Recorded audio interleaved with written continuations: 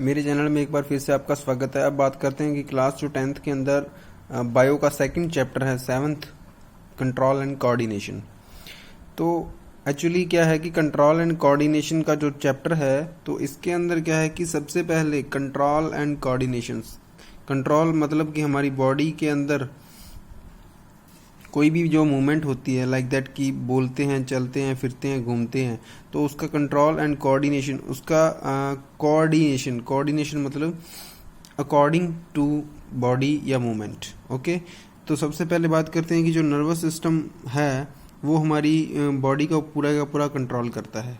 Because कि एक अगर कंप्यूटर की बात की जाए तो कंप्यूटर के अंदर जो सीपीयू होता है, सेंट्रल प्रोसेसिंग यूनिट, वो उसकी पूरी की पूरी जो कैलकुलेशन है कोई भी अदर एक्टिविटीज़ है उसको कंट्रोल करता है। तो मतलब कि जो सीपीयू होता है, कोई भी अगर उसके अंदर अपने कैलकुलेशन डालते हैं यानी इनपुट डाला जाता है तो वो कैलकुलेट करके हमारे को आउटपुट देता है।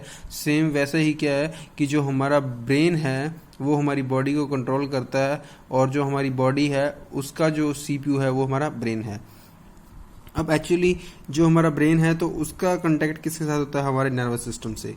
और जो हमारी बॉडी की पूरी मूवमेंट्स और कंट्रोल्स होते हैं उनको अगर बात की जाए तो वो एक तो क्या होता है, हमारा नर्वस सिस्टम कंट्रोल करता है, और दूसरा एंडोक्राइन सिस्टम। नर्वस सिस्टम तो जिसके अंदर क्या है कि न्यूरॉन्स वगैरह होते हैं। जो एक्चुअली क्या होता है कि जो नर्वस सिस्टम है तो वो उसके अंदर सबसे पहले अगर बात करें उसकी एक स्मॉलेस्ट यूनिट न्यूरॉन होती है, किसकी? नर्वस सिस्टम की। और सेकंड बात है कि जो एंडोक्राइन सिस्टम होता है तो जो मतलब कि कुछ हमारी ग्लैंड्स होती हैं हमारी बॉडी के अंदर, जो मतलब कि कुछ एक विशेष प्रकार के मतलब एंजाइम्स बोल सकते हो, हार्मोन्स बोल सकते हो, उनका जो सिक्रेशंस करते हैं उनके लिए वो होता है एंडोक्राइन सिस्टम।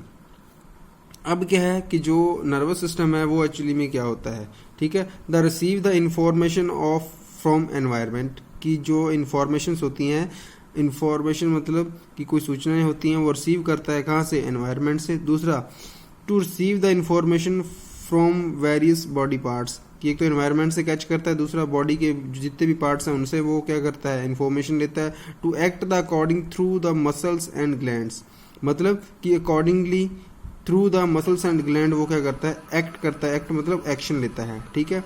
अब बात करते हैं stimulus, any change in the environment or within the bring about the reaction. Example, touching a hot palace, मतलब कि a change in environment or within that bring about the reaction, कि मतलब कि कोई भी environment है तो उसके अंदर जो चेंजेस आया तो उसका क्या है मतलब अपने को पता कैसे चला? फॉर एग्जाम्पल कि टचिंग ए हॉट पैलेस, मतलब कि किसी भी एक गर्म चीज़ को छूते हैं तो वो क्या है? स्टिमुलेट, ठीक है। उसके बाद आता है, या इसको एक्शन भी बोल सकते हो, तो एक्शन के जस्ट बाद क्या होता है? रिएक्शन होता है या रिस्पॉन्स होता है। तो रिस्पॉन्स के अंदर क्या होता है? The reaction of our body to these changes. Example, withdrawal the of our hand, मतलब कि एक्शन क्या हुआ? किसी भी गर्म चीज़ के ऊपर हमारी बॉडी का या कोई बॉडी पार्ट से या कोई हाथ लगा तो वो तो क्या है? एक्शन या स्टिम्यूल्स, ठीक है। अब उसके जस्ट एक्शन होगा तो एक्शन के जस्ट अकॉर्डिंग क्या होती है? रिएक्शन होती है। तो वो रिएक्शन कौन सी होगी? ये मतलब कि कोई भी गर्म चीज़ है उसके ऊपर अपना हाथ लगा, वो तो क्या है? एक्शन। और जस्ट उससे रिकॉल होके वो रिएक्शन होना, मतलब कि कोई भी गर्म चीज के ऊपर हाथ लगा वो अपने हटा लिया, that is the reaction. Okay,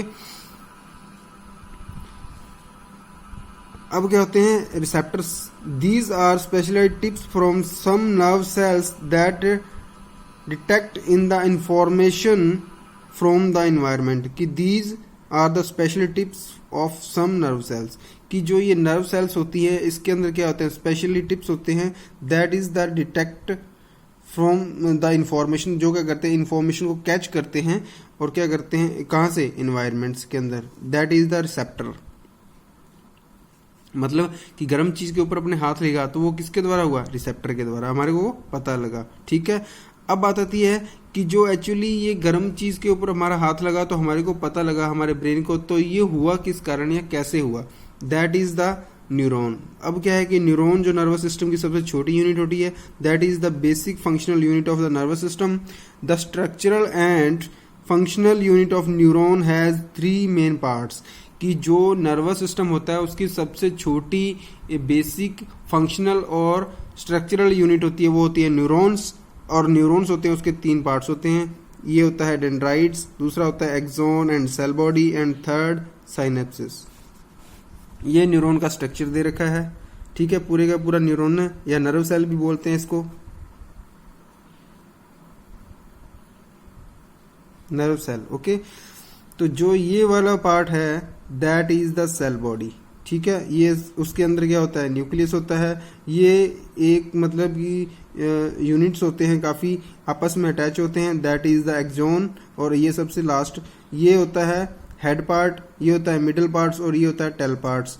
जो हेड पार्ट्स होता है उसके अंदर क्या होता है कि जो बाहर की तरफ थ्रेड लाइक स्ट्रक्चर्स निकले होते हैं, इनको बोला जाता है डेंड्राइड्स, डेंड्रॉन्स, ओके, या डेंड्राइड्स भी बोला जाता है, डेंड्रॉन्स, ठीक है।